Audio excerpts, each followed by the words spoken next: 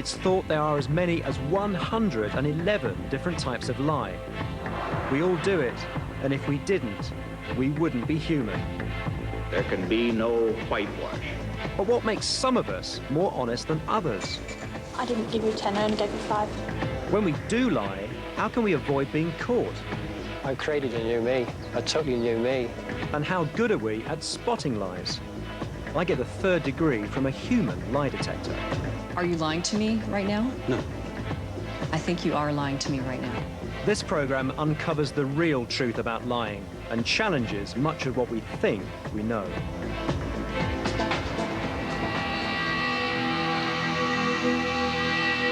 As a psychologist working in addictions, I've learned that sometimes it pays not to take things at face value. So a good deal of my time is spent trying to sort out fact from fiction. As a result, I think I've developed a good sense of when I'm being lied to. And like anyone else, I hate it when I discover that I'm being taken for a mug. When someone lies to me, it gets me real upset, angry, hurt, humiliated. Being lied to would make me angry. Upset if it was someone close. Well, you have to lie on occasions, but you know, honesty is the best policy. I think you do have to be honest with people, otherwise, what's the point of living? Anger, definitely. Disappointment. Given how we feel about lies, it's not surprising that we set great store by being able to detect them. We're about to perform a simple test. You're going to see 6 short clips, half of them true and the other half made up. We want to know if you can spot the liars. Also taking part in our experiment are some experts. These bouncers are used to dealing with their fair share of blaggers.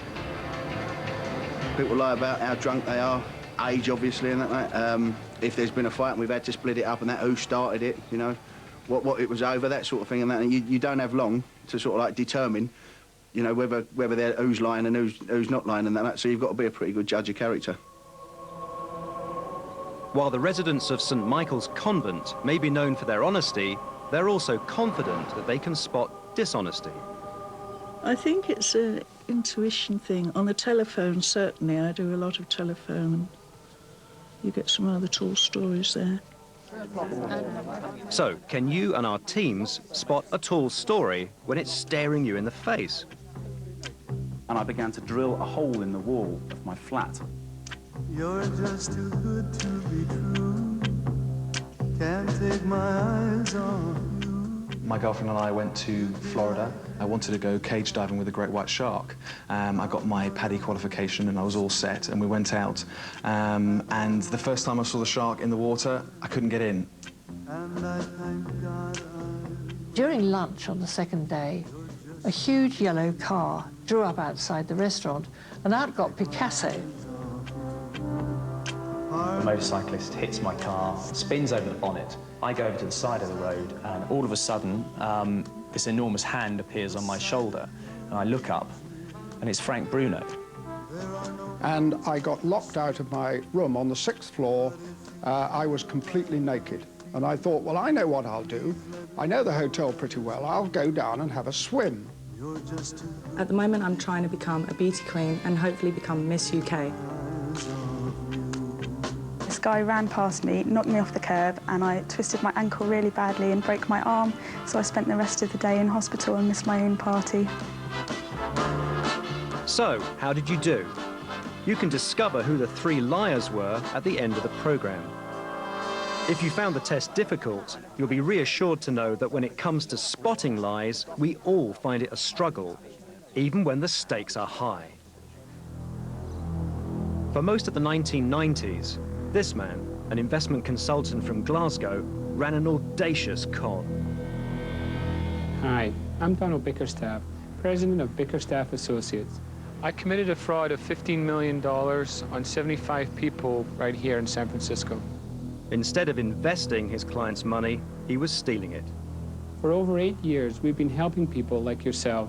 He wastelanded a lot of people's lives and tore a lot of their emotions out, and those are things that can never be replaced.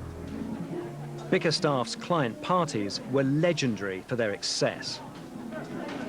He used to have a Christmas party. He would invite all his clients, and he would give away these trips to Europe or the Caribbean or something. Clients were limousine to the parties and limousine home. Clients were so thrilled with the party that they would refer other people to me. So they really served a dual purpose at that point. Nothing was spared. I mean, it had to have been huge. But it was all an illusion. Donald Bickerstaff's business empire was founded on a lie, and his clients were the ones paying the price. At Bickerstaff Associates, we'll be happy to assist you and come up with a plan that's suited exactly to your family's special needs. Bickerstaff's horse trainer Jeff Bondi and his elderly grandmother invested almost all their money with the man they thought they knew. He'd been after us for months, and we finally just said, okay, let's do it. And he tried to get my grandmother to go for more, and she said, no, I'll give you this, just show me some results. So my grandmother invested $500,000, I invested about $50,000. What led Jeff and more than 70 other people to think that Donald Bickerstaff was a man they could trust was simple human nature. Our first instinct is always to believe. Let me show you how it works. These volunteers think they're taking part in some research I'm conducting into stress. But in fact, I'm lying to them. Welcome. Thank you for coming today. Now, before we begin the experiment, I must warn you that central to our experiment is the administration of a single electric shock. So if any of you on that basis would like to withdraw at this point, you're free to do so. Okay, good. I want to find out how readily we believe lies. Just like Donald Bickerstaff, it's important that I'm clear, confident, and look like a professional.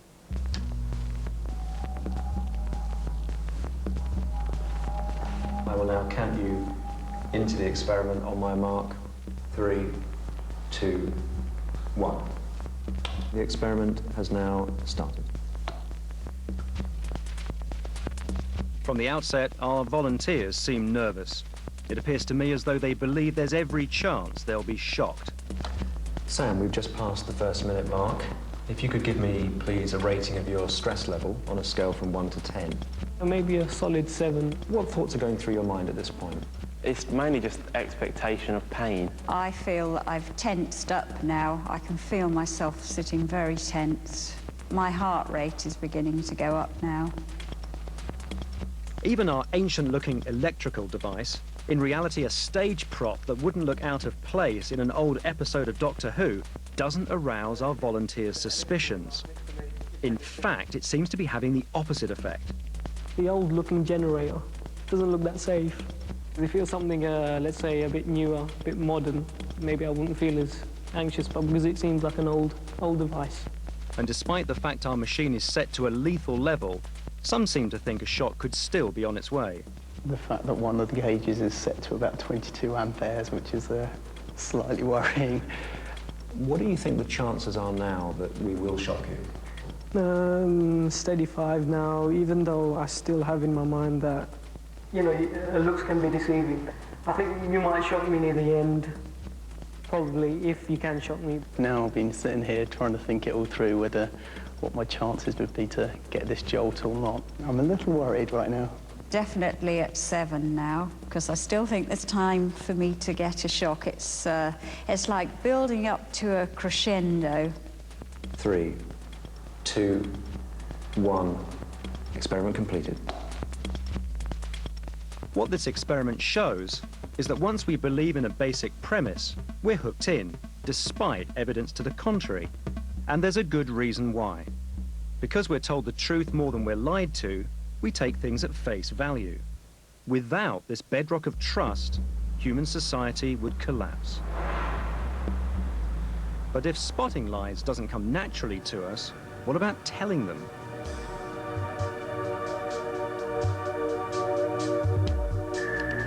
We know from scans of the brain taken during the course of a lie that deception requires a great deal of mental effort.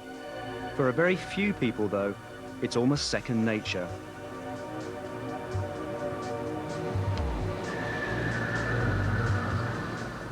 While Donald Bickerstaff's clients believed that their money was being safely invested, it was in fact being used to fund his extravagant lifestyle. I've come to San Francisco to get some insight into the sort of person that can swindle their way into a $15 million fortune. I particularly want to know how it all started. Occasionally, customers would make the mistake of making the check out to me, and I realized that I could cash that check and use the funds without being discovered. Sometimes a client who was a very powerful executive, perhaps CEO, when he eventually wrote me out checks, sometimes $500,000 or $750,000, would write it out to me, and I had a perverse sense of accomplishment then, because this guy should have known better. To gain his clients' trust, Donald created an elaborate past for himself, claiming to hold a master's degree and to have once worked for the Bank of England. Both were lies. Donald was very convincing when it came to his financial things. I mean, he just seemed to know when something was going to go up or down, and he made you believe like that he could take good care of you. I learned to lie from my dad, from the cues he gave me, but also from watching him lie, you know. I was growing up in Glasgow, and I was with a gang of kids, and we did, you know, do a lot of mischievous things, right? And I would lie to my dad about when I got caught. He would say, I could tell you're lying because your eyes are wide, you know? And I'd think to myself, if I don't want to get caught, next time I lie to him, I better not, you know, widen my eyes. Okay, now tell me, what do you think are the successful characteristics of, let's call them, a con artist? Well, one of the main ones, obviously, is trust. You know, they have to be able to gain a person's trust. You have to keep calm in a crisis. You know, they have to be able to lie, you know, straight into someone's face. But that, of course, depends on the risks involved.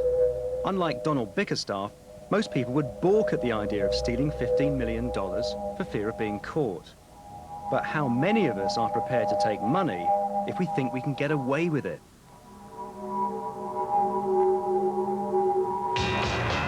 Five minutes past 9 on London's Oxford Street, and this busy stationery store has just opened for business. With the aid of some strategically placed cameras, we're about to observe people wrestle with a dilemma familiar to everyone: what to do when you've been given too much change. £13.66, please. Taking out £15, this man returns his wallet, unaware he is about to be handed not £1.34 in change, but £6.34. Barely batting an eyelid, our man leaves, £5 the richer. With little chance of being blamed for what is, after all, the shop assistant's mistake, one customer after another decides to take the money. Thank you very much. Thank you. Thank you very much. Thank you.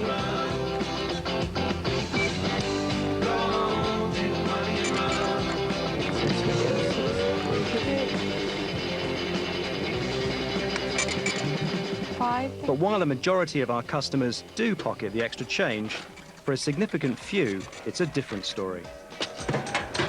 You received in change, 5.10, thank you. I didn't give you 10, I only gave you 5.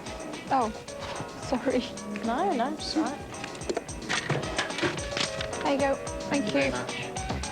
Oh. I think I just gave you a £5. Oh, did you? Yeah. Sorry, thanks. In fact, some of us are so honest that we'll even go out of our way to rectify a mistake. Like everyone else, this woman has been handed too much change. But it's not until she's outside that she notices. Cue her return. Dad, you gave me too much change. Oh, did I? I gave you a tenner. Oh. So you gave it me back. I'm so sorry. Is that it? Well, no, it is. Keep your £10 out tonight, didn't you? All right.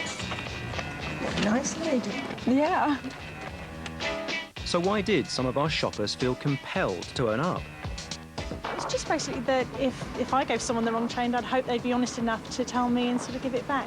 I would have felt guilty about walking away with £5, yeah. I would have felt very guilty had I kept the tenner. Very guilty. We have another word for feelings like this, and that's empathy.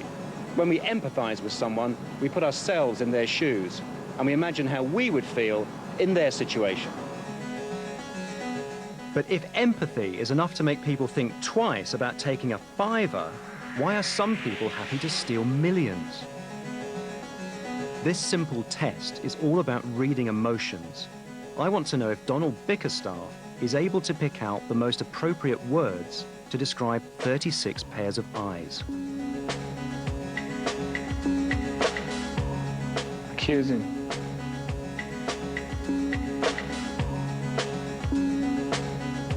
Decisive. Curious. Contemplative.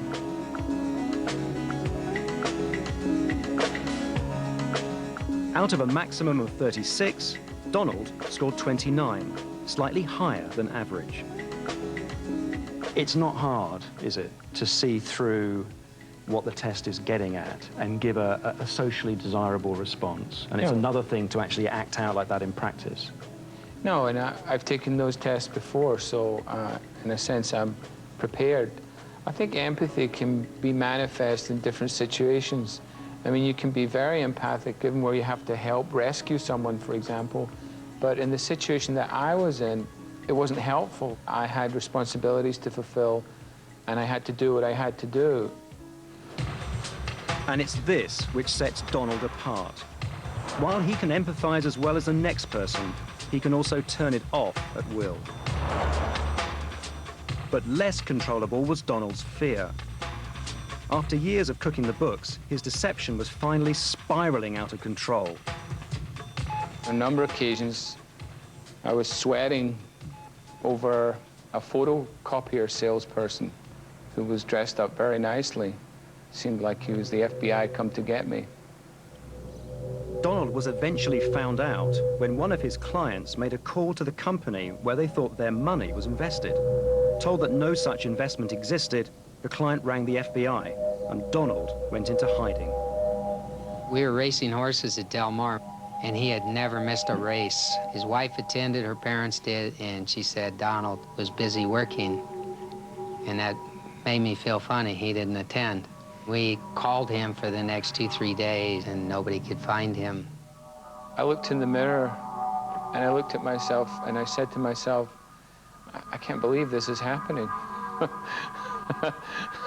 I really couldn't, you know, and I was like having a conversation with myself going, I can't believe this is really happening. My initial reaction to finding out we had no investments was devastation, plain and simple. With the FBI breathing down his neck, Donald eventually realized that the game was up. I was in Crete. I felt like I could hide and not be caught, or I could, you know, go back to America and face the music. So I flew back to the United States, walked into the United States Attorney's office, said, you know, hey, I'm Donald Bickerstaff, I think you're looking for me. And the next day, I was in court facing all of the people that had taken their money. Pleading guilty, Donald Bickerstaff was sentenced to 10 years. After I got caught, I was totally relieved. I was stuck in this horrible county jail, but I had this tremendous sense of relief. Like, I'm so happy to be here because I don't have to lead this lie anymore. And the energy that it took to continue it and hold it up, you know, just my own persona and, you know, the rest of everything that was going on was tremendous. I felt anger, but it's hard to release your anger when there's no one to release it on. He's never called or sent a letter saying I'm sorry for what happened, or so I doubt that he has any remorse. Somebody like that probably should have been shot in the street. It's not politically correct, but he ruined a lot of people's lives. But it's not just people like Donald Bickerstaff who are capable of hurting those closest to them. It's estimated that on average we tell as many as 15 lies a week. And those to whom we lie the most are our nearest and dearest. Heading the list of what we lie about is sex.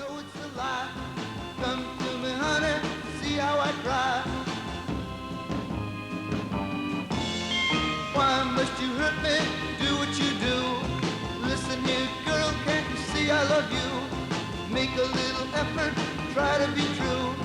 I'll be happy, not so blue.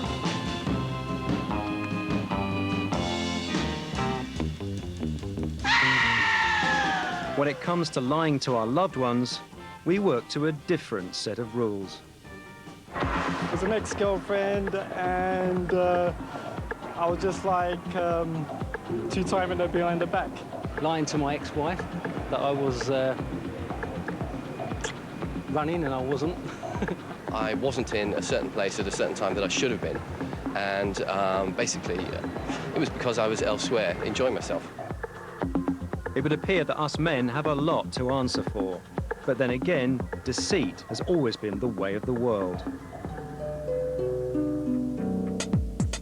We may think of lying as a human phenomenon, but in fact, deception is rife throughout the animal kingdom. After all, what's camouflage but a means by which one animal sends false information to another? But some animals have taken deception to another level. Chimpanzees will frighten jealous rivals away from their food with a succession of fake alarm calls, as if there was a predator nearby. Behavior which would indicate that chimps, like us, are capable of conscious deception. But whether it's deliberate or not, there's something which all forms of animal deception have in common, and that's survival. So what about the human animal? Surely deception isn't so crucial to our survival that we can justify its downside. 2 years ago, Greg Billingham became destitute when, within the space of a few months, first his transport business and then his marriage fell apart. That situation was my biggest nightmare. To go from having friends and warmth and comfort to nothing scared me to death. To actually walk down the street, I felt as if everybody knew. Everybody knew that I'd lost everything. I was like a loser. And I would literally walk around looking down. I wouldn't look people in the eyes. I was worried in case anybody that knew me might see me. With no job and no home, Greg was forced to live rough. So this is where I would try and bed down for a night. I would find an opening, a loose door, something I could just get in, find a dry place in a corner somewhere, get my sleeping bags out and spend the night there. It was after about 3 months of really living rough, I could actually feel myself becoming depressed. You feel like your life's ended, and what is the point of living anymore? You just want to kill yourself, you know. You don't want to be in that situation anymore. And that was beginning to scare me. And it was that point that I felt I had to get myself out of this hole. Greg's plan involved nothing less than reinventing himself as a professional builder. Greg, when you were at rock bottom, what were the first steps you took to climb your way out? Well, the one thing I found I had to do was to get back into some sort of work, to keep myself occupied and have some reason to get up out of bed. So I literally really blagged my way into work. From little tiny jobs, I'd say, yes, I can do that, up to what I would class as major jobs. So this was lying as a practical means of survival? Yes, it was the only way I could get myself out of the hole that I was actually in. It was a case of getting my life back on track, because as I was, nobody would accept me. The system wouldn't accept me. I created a new me, a totally new me. Greg lied to get himself out of a desperate situation and was able to square it with his conscience because the ends justified the means. But it's not just lying that can bring rewards. It also pays to be able to spot lies. The problem is that most of us only get it right a mere 50% of the time. You look for the eyes, and you look for finger movements, fidgeting. Not looking someone in the eyes and playing with their, their ears or their whatever when they're talking. Fidgeting. Shifty. You can see it in their eyes, you can see it in their mannerisms. There's some kind of nervousness going on. You can't look the person in their eye when you're telling a lie. Eye contact. She can't lie. We can't lie to each other in each other's faces. Well, they say if you look away, don't they, that you're telling fibs, but I don't know if that's true. I know whenever I lie, my other half always knows, and my mum always knows. Most people believe that eyes are the best indicator of deceit. But in fact, the entire face is a mass of information, as long as you know where to look. Artist Beth Shannon has a gift which sets her apart from literally 99.9% of the human race. Just by looking at someone's face, she's able to tell almost instantly whether they're lying or not. Are you lying to me now? No. I think you are lying to me right now. So rare is Beth's talent that people like her have even been given a special name: lie wizards. Beth, do you think you've always been a very observant person? I would say so, yes. I've always been quite observant since childhood. You know, I did draw as a child, and I did mostly do portraits, you know. I was fascinated in drawing faces, more so than anything else. So it was with interest that Beth read about some research being carried out into the ways the face can reveal deceit. One phone call later, and she'd offered herself up as a guinea pig. I watched about, I guess, 30 people telling various lies. Some were telling the truth, some were lying. I had to differentiate between them, and I just took my best shot. You know, I had nothing to lose. Out of 20,000 people who took part in the study, Beth was one of only 20 to spot 90% or more of the lies. Were you surprised you did so well? I was extremely surprised that I did so well, because I didn't think of myself as someone that looks for people lying. I considered myself kind of a trusting person, and I like to take people at face value when I'm talking to them. Beth is going to quiz me on my opinions about a number of topical issues, which I'm writing down to ensure there's no cheating. What she'll be deciding is whether what's coming out of my mouth matches with what's happening on my face.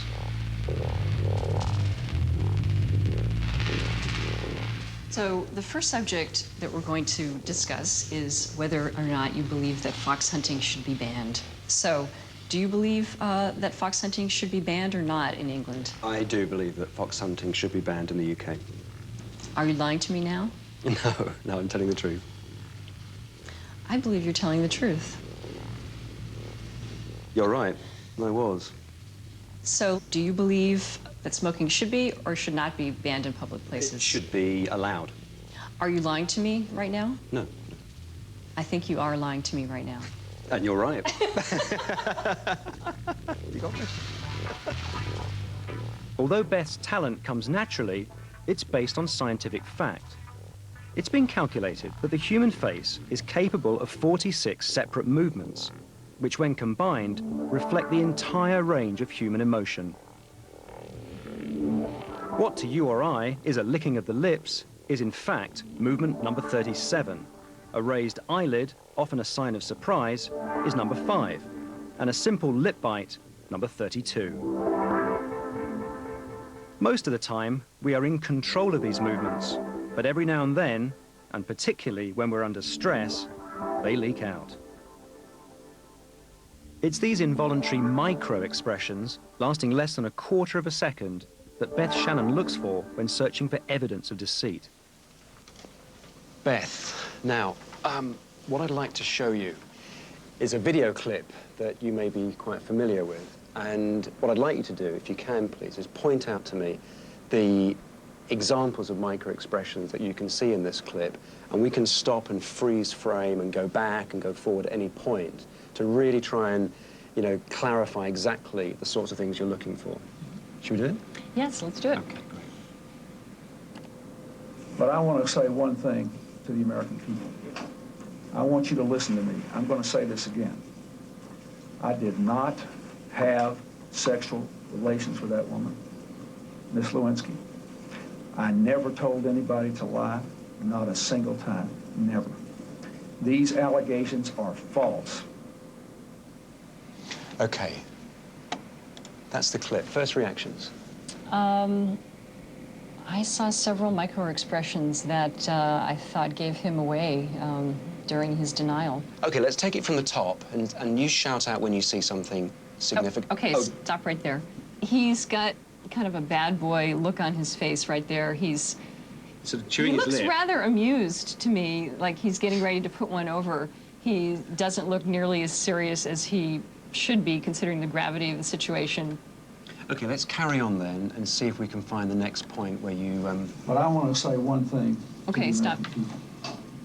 Okay, look at, he's got a smirk on his face. He's got a smirk. And again, that is not an appropriate facial expression, considering that he's about to tell something very serious to the public. He's addressing the public right now. So you think that he is, in a sense, unable to control that aspect of his behavior? It sort of leaks out. Yes, he's got the facade that he's trying to put over on the people, but he's having this whole other parallel thought process going on, because he's lying. He's not telling the truth. What's interesting for me is that I was attending to the big gestures, the thumping of the table, and that I did not. I didn't see those little changes from smirk to serious. They passed me by completely. But those little micro-expressions gave the game away. Yeah, telltale expressions. Sorry, Bill. Guilty as charged. Guilty as charged. While the information that Beth Shannon is able to glean from the face allows her to accurately pinpoint deceit, what do a person's features say to us? Although people say you shouldn't judge a book by its cover, it seems that we're more than happy to judge a person by their face.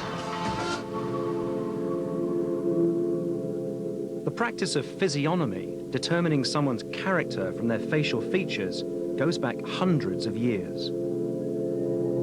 But as recently as the 1930s, some criminologists believed that a heavy brow, protruding ears, and an asymmetrical nose were sure signs of a dishonest personality. Such a stereotype seems absurd today, but have things actually changed?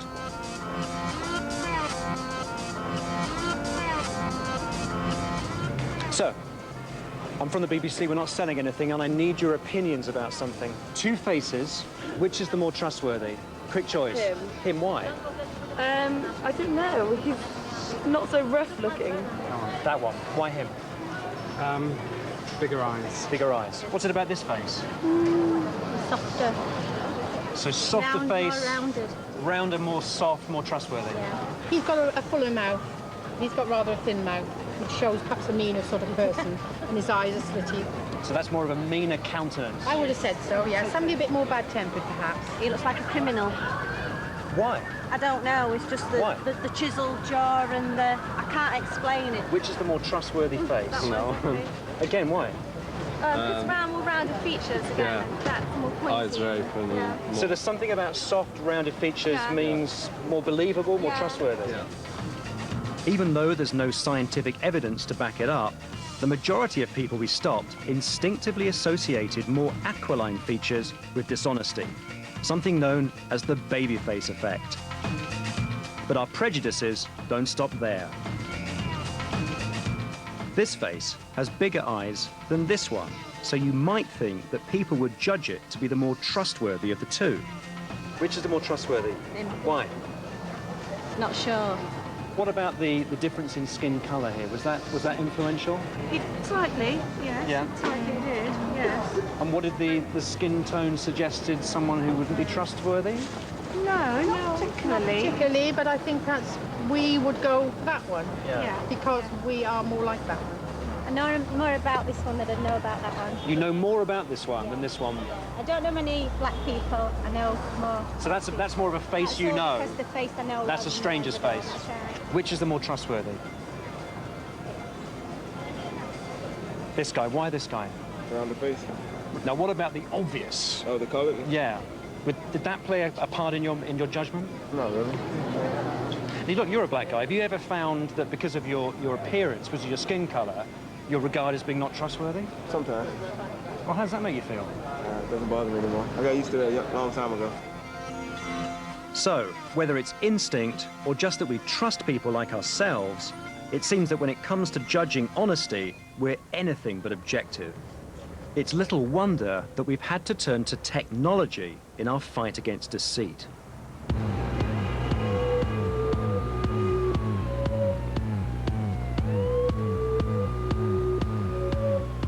For over 7 years, Doug Williams worked for the Oklahoma City Police. During that time, he conducted more than 6,000 polygraph examinations. Well, a polygraph's a great interrogation tool because it puts a person in the hands of a trained interrogator and puts them in a very submissive type situation. We're going to determine what your particular body patterns are. The polygraph is intimidating just by its very nature. I've had seasoned veteran police officers who had been through gunfights and bar fights and you name it, literally throw up on the floor from fear. Literally just throw up on the floor. I had one woman on a criminal investigation go into a catatonic state with fear to the extent that it caused some severe psychological damage. Now, I think I'm quite a good liar, so I'm going to put the polygraph to the test. Doug, I've been looking forward to this. How are you? Great, thank you. So, this is the polygraph.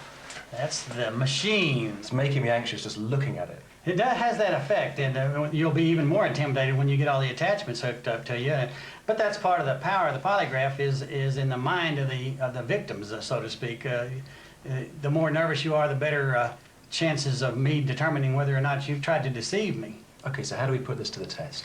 Well, we devised a simple little test. I'm just going to put my cell phone down here, and John, I want you to either touch it or not, depending on what you choose. And just so we have a little something writing on this, and that there's a certain amount of fear of detection in your mind, if I'm able to determine whether you've lied or not, you have to pay me $50. $50?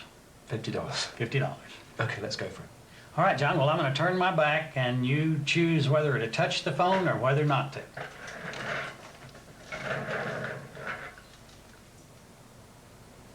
Have you made your decision? Yes, I have.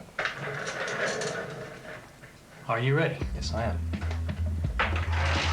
What Doug will be looking for are those involuntary physical reactions that accompany a stressful situation. In this case, the lie I'm about to tell. Any changes to my breathing pattern, perspiration, or blood pressure will be picked up and recorded on a graph. First, Doug asks me some simple control questions. Is your first name John? Yes. It's against these readings that my lie will be compared. Do you live in London? Yes. Are you sitting down? Yes. It's now my turn to lie. Did you touch my cell phone? Yes. Did you lie to me on that last question? No.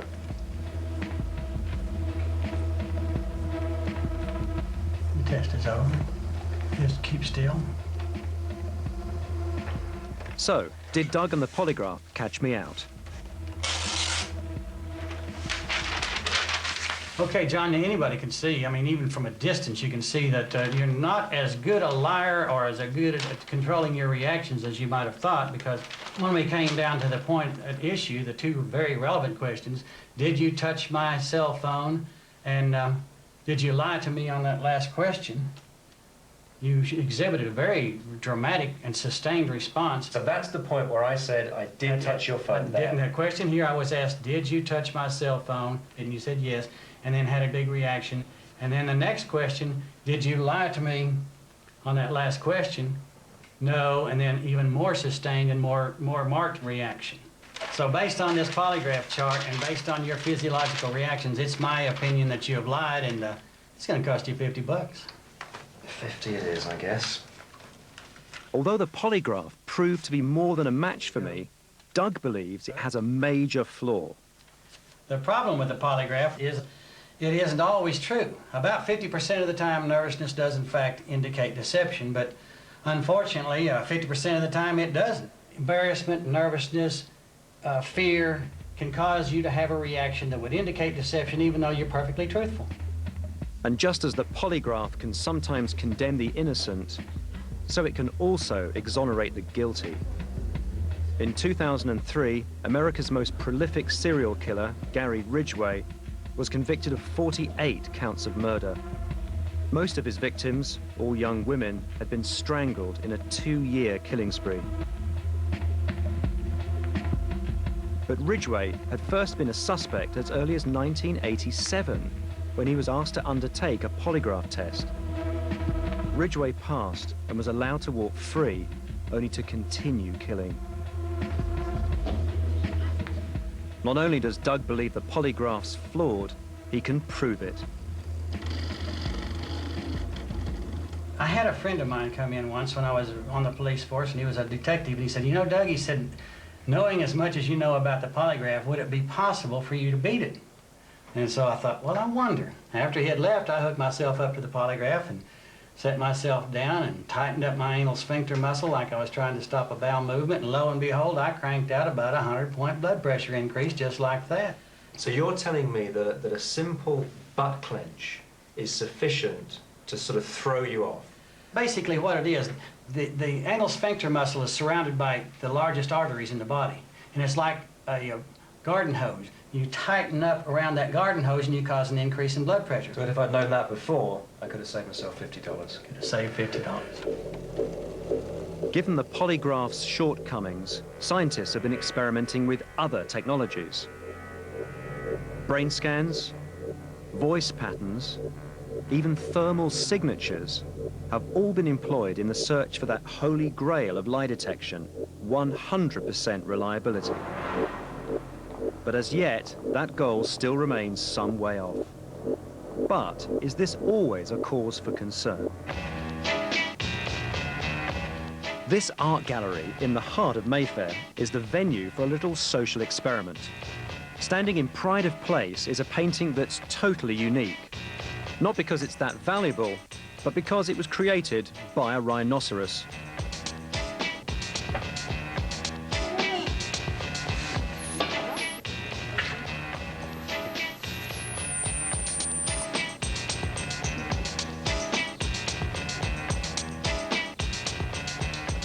With the aid of hidden cameras, I'm interested in discovering what people have to say about this masterpiece, first in private, and then when confronted by an actor passing himself off as the artist. Just how far will people be prepared to go to avoid a potentially embarrassing situation?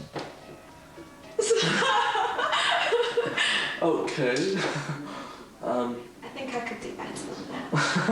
I could recreate that within like 3 minutes. Yeah, I know. So could I. I could do that. It's probably done by a monkey. That's awful, I'm sorry. Could you do it? Yes. How easily could you do it? Very easily. Would you like to own that painting? Would I like to own it? No. You wouldn't? No. With virtually everyone in agreement about the picture's lack of artistic merit, our artist makes his entrance. Hello. Hi.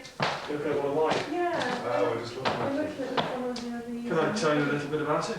Yeah, please do. Great, okay. You know how some people will have like an aura around them? You know, people say, oh, you got a blue aura, you know. Well, with me, when I look at nature, I can see vibrations coming up with them.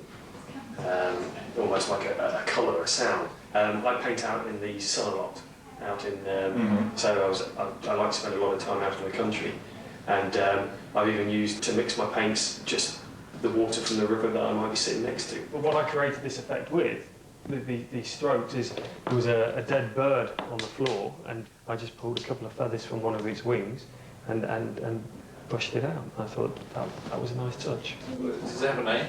Yes, it does, yeah. It's called Sonic Flowers. I've called this Country House. It's called Awkward Days and Fantastic Nights. I think you can see the awkward days. I call it Nostradamus. What, based on the famous? No. Just a place in my mind. Ah, fair enough. I call it Insurmountable Dreams. Okay. What does it represent? My insurmountable dreams. But Armed with a bit of background, what do our critics make of the painting now? Very nice. Thank you. I like it. I think it's really vibrant. I think this is something that would sit very nicely in any kind of living room. You've put in the primary colours, you've put in a focal point, you've put in all the elements. Makes me think of a sort of circular movement of people and coloured lights, I don't know, dance or something like that. It's good. You obviously see the energy. I love the green. Whatever it is, the green does it wonders because the green brings the serenity too. I suppose I see the Turner in it, with the strokes. If you were to be exhibited on a stall with 50 or 100 other artists, I think this would rate fairly highly with the others. Well, as soon as I saw it, I went, that would probably sell for loads of money, that will. I think you could get quite a lot for that. If you said to me, Carl, I offer you this painting, would you like to have it at your lunch? I'd say I'd be more than happy to do so. To create something requires a gift.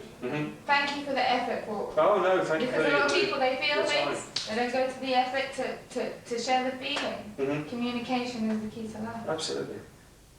What we've seen is that many people would rather lie to someone's face than hurt their feelings. And that's because lying has always been part of everyday life. We lie to our friends, partners, and relatives, because if we always told them the truth, we'd soon find ourselves shunned and isolated. Everyone tells a little white lie, just to smooth things over. I think sometimes people have to lie to kind of get by with everyday life. I think there are times where you can be, let's say, a little sparing with the truth because it protects someone. You lie to not to offend. If someone says, does this outfit look okay? Say, yes, it's lovely. I think sometimes people are, how can you put it, frugal with the truth if they feel they're protecting you. Certainly tell a lie to save someone's feelings, stop someone from being hurt, or bring up an issue at a later date or a more appropriate time, those sorts of occasions. The fact is, it's not always in our best interests to know the full truth.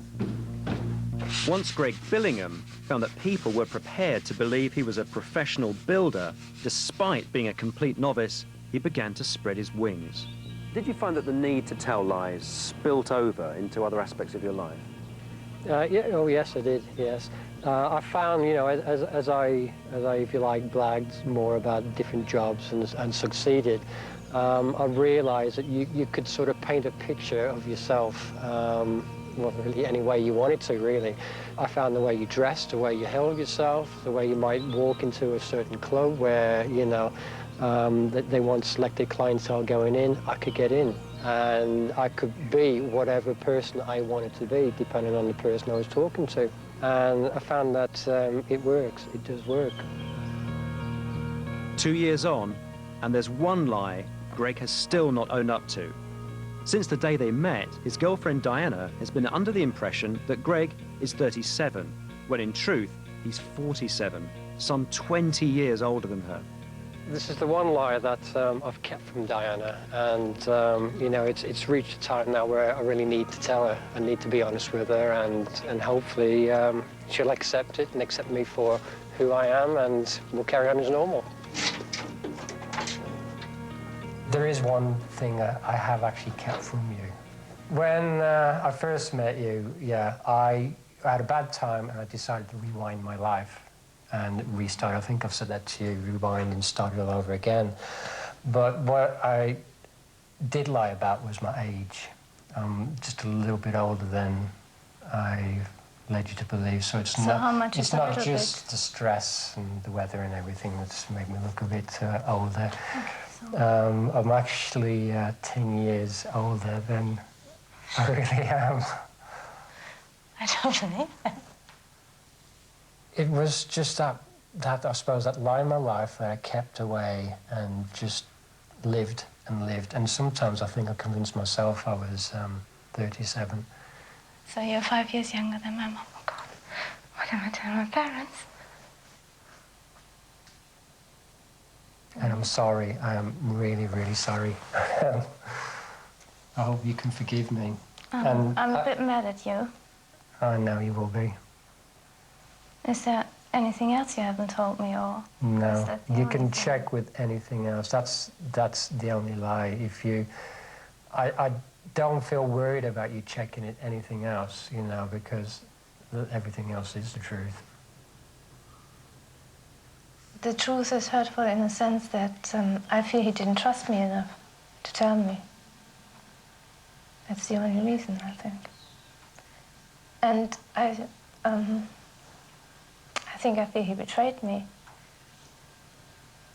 How can I explain that? Was it the age difference or the lie? The lie. Sorry. So just because we don't like being lied to doesn't necessarily mean the truth is any easier to deal with. Earlier in the programme, we showed you 6 short video clips and asked you to identify the 3 people who are lying. Also taking part in our experiment were some people who know a thing or two about honesty. A group of nuns and some nightclub bouncers. So which of our storytellers was lying? I wanted to go cage diving with a great white shark. If you spotted this look, then maybe you realised that this man has never even seen a great white shark. I got locked out of my room on the 6th floor. I was completely naked. If you noticed this smirk, then you probably worked out that this man was also pulling the wool over your eyes. So I spent the rest of the day in hospital and missed my own party. And if you clocked this lip bite, then perhaps you gathered that this storyteller was talking pure fiction. If you didn't spot the signs, then you're not alone, because our experts, who between them watched a total of 20 clips, also fared pretty badly. Both our nuns and bouncers were only able to pick out a mere 50% of the liars on show. It seems then that however good we think we are at spotting lies, we do just as well flipping a coin. Why we find it so hard is that most of us aren't attuned to looking in the right way. We miss those fleeting, telltale expressions which conflict with what's actually being said. But as we know, some people can spot these giveaways. Before lie wizard Beth Shannon flew back home, we asked her to watch one more tape. We wanted to know if there was a chance that Greg Billingham could be hiding other secrets from his girlfriend. There is one thing that I have actually kept from you.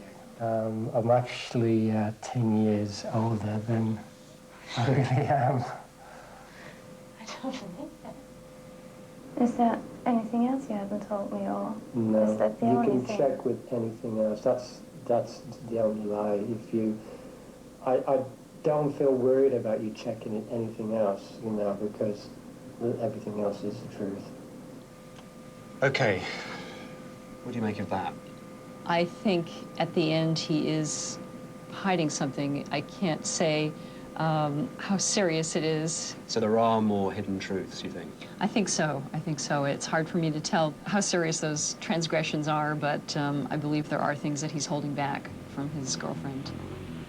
When we told Greg of Beth's suspicions, he was adamant that he had no more secrets to reveal. But you think. Is there anything else you haven't told me, or No, is that the you only can thing? check with anything else. That's the only lie. If you, I don't feel worried about you checking it anything else, you know, because everything else is the truth, truth, truth, truth.